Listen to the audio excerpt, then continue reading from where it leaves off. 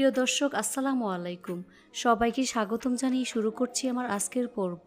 আজকে আমি আপনাদের ডিম আর চিচিঙ্গা দিয়ে খুব সহজভাবে অনেক বেশি মজার ভাজির রেসিপি শেয়ার করব। আমার যে ভাইয়া আপুরা ব্যাচেলর আছেন, বিশেষ করে তাদের জন্য খুব সহজেই ভাজি তৈরি করে দেখাবো। খুবই অল্প সময়ে চটজলদি এই রেসিপিটি তৈরি করে নিতে পারবেন। তো চলুন রেসিপিটি দেখে নিচ্ছি। প্রথম একটি মিক্সিং বলে গ্রেটার নিয়ে খুব ভালো করে চিচিঙ্গার খোসা ছাড়িয়ে চিচিঙ্গার খোসা পরিষ্কার করে গ্রেট করে নিচ্ছি। এখানে আমি প্রায় আধা কেজির মতো চিচিঙ্গার খোসা পরিষ্কার করে গ্রেটার দিয়ে গ্রেট করে নিয়েছি। দেখুন এরকম করে গ্রেট করে নিয়েছি। এখন এগুলোকে এক সাইডে রেখে দিচ্ছি। এবার চুলে একটি ফ্রাই প্যান বসিয়ে এর মধ্যে 2 টেবিল চামচ পরিমাণ সয়াবিন তেল দিয়ে দিচ্ছি।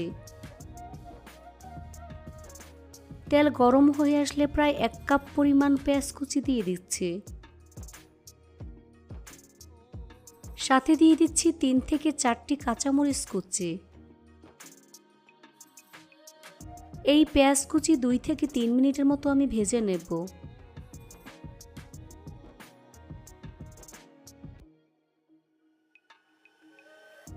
তো পেঁয়াজটাকে কিছুক্ষণ ভেজে ব্রাউন কালার করে নিয়েছি। এখন এর মধ্যে দিয়ে দিচ্ছি সামান্য পরিমাণ হলুদের গুঁড়া, খুব সামান্য পরিমাণ ধনিয়ার গুঁড়া, স্বাদ মতো লবণ দিয়ে দিচ্ছি। এখন সবগুলো উপকরণ খুব ভালো করে মিশিয়ে নিচ্ছি।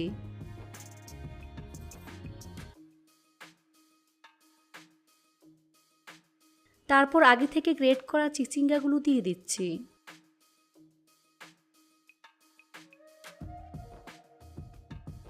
এখন এই চিচিঙ্গা খুব ভালো করে মিশিয়ে নিচ্ছি। এখন চুলার আঁচ মিডিয়ামে রেখে প্রায় 4 থেকে 5 মিনিটের মতো আমি ভেজে নিচ্ছি।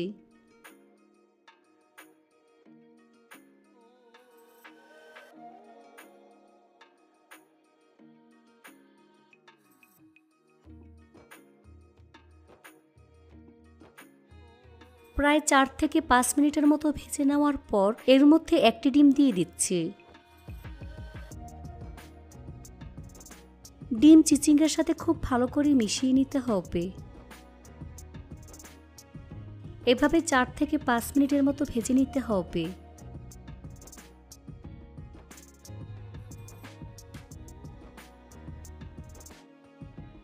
তো আমার চিচিঙ্গা ভাজি প্রায় রান্না হয়ে গিয়েছে।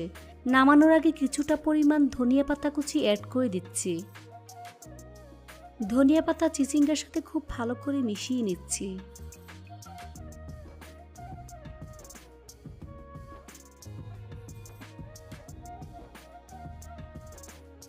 মিশানো হয়ে গিয়েছে। এখন চুলা বন্ধ করে পরিবেশন করে আপনাদের দেখিয়ে দিচ্ছি। দেখুন আমার চিচিঙ্গা ভাজি দেখতে মাশাআল্লাহ কতটা সুন্দর এবং কতটা লোভনীয় হয়েছে। খেতে কিন্তু অসম্ভব মজার হয়েছে। এই চিচিঙ্গা ভাজি খেতে এতটাই মজার যে একবার তৈরি না করলে বুঝতেই পারবেন না। আশা করছি আমার আজকের এই চিচিঙ্গা ভাজির রেসিপিটি আপনাদের সবার কাছে অনেক বেশি ভালো লেগেছে। রেসিপিটি ভালো লাগলে অবশ্যই একটি লাইক দিবেন। সবাই অনেক বেশি ভালো থাকবেন। আল্লাহ হাফেজ।